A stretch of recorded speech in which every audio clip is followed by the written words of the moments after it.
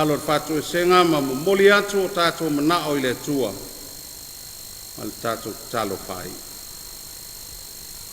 Tato wifo ma talo ile tua. Le tua mama nae lo mato tamae fava vau. E pa ia e mamalu e sili ese lava lau fio. O le atua foa lau fio. E au mai ele wha moe wha fowina ai o tangata ma lau foanga atoa. Whaftai le nei tai au fou ina uala whai mailo watunu ina manuia ma le file mu. Ma le malosi wha fowina mai lau fio. Lea ua mātou whawhitai alo wanga le lei. Masula lo walofa ua tele lava lea mo i mātou. Whaftai o no lo manuia lo watunu atoa. A mata mai tai whale e kalesia, tai whale malo. Ona tangata nu e o lava i nei a mātou whanau. Vi ia la ua fio no avanoa ua saunia le lei. O mwhai ai o na au ina atu le whe au ma le tala le lei. Ia Yesu ke riso e ala le nei au au nanga o le TV a lau e kalesia o au. Mātou te whamanuina lo suafa pa ia. Wa tele lava lo tamau a inga fa soa mai so se au wala. Wa famali ina ai o mātou manao yaso uma. Ai le ngata i lea. O le poto ma le mafau le lei. E whaatino ai lo mātou wola wala awina i so se ala e te whinga ngalo i ai.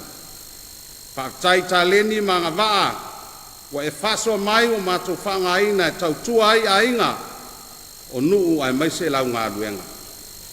Whaatai au a whiong pa ia e le umalo na o ngā.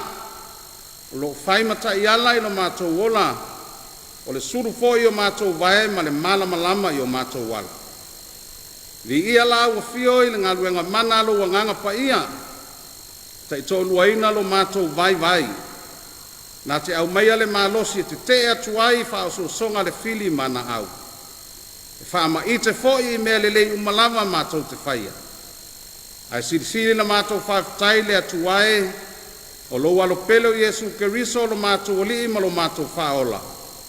Nā maliu ma toi soifua manu malo mai le oti ma le tunga mau. Na ia o mātou sauwhanga ai le ola e whawavau. Pe a whai mātou te tū mau pēa i le whātua whamaoni ma tari tonu i lau fio. Ia tū mau atu pēa i lau fio le vi inga. Le whamanu ma le whanetanga. Nei se ia o le whaavavau rau. Le atua ami o tō nue. O lau fio e tonu ma whamaoni o wala uma. O mātou pūnu nou le nganga maulalo e tau tino le whale tonu o lo watu nuu nei. I le vāwhia ngai ai ma lau fio. O se atunu anga sala ma le wha maoni lau sila whanga pa ia. O mātou wha ngalo lau fio i le tele o taimi. Ai o tai se ina i mātou i o mātou manatu. Ma langona whale tangata. O leo ngatasi la mātou modu mau ma le whatino ina o lo mātou wola tari tono ma le whatua tua i lau fio.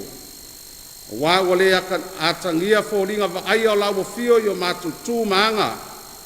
O le ngata i lea. A le whatino ino a mātou whi au mga luenga. O tau lava ina whatau nuu i le tele o taimi. Mātou le iloa o na whamau alalo o mātou loto. Ma tau si le file mu le mātou vā maisi o mātou uso a tangata. Le tamalo whae o mātou wole atu. Se ea lofa ma whama ngalo o mātou se ma sala umalava. E ala i le toto pa ia o Yesu ke riso lo mātou o lii whaola. Ia e whaia ni loto fau, ma whatupuina ni loto mamai a te mātou. A o mailo wanganga i a te mātou, na i o mātou langona le tā ua le salamo ma furitua i le leanga. A ia whatupu te leina le fia, whaia mea sili mo laua fio.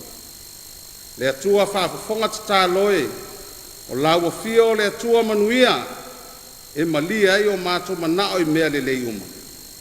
Whamanuia mai lo watunu o Samoa ma iona taitai se ia o iona tangata anu. Ia manuia o na ati nae. O na lau whanua ma o na ngatai whale. A ia siri o na ola mata tau o na tangata i lau fio ma lo finga ngalo. Whamanuia i lau e kale sia o ao. Ma iona taitai se ia o lava iona tangata lotu. Ia tupu ma o lola pele mori mau.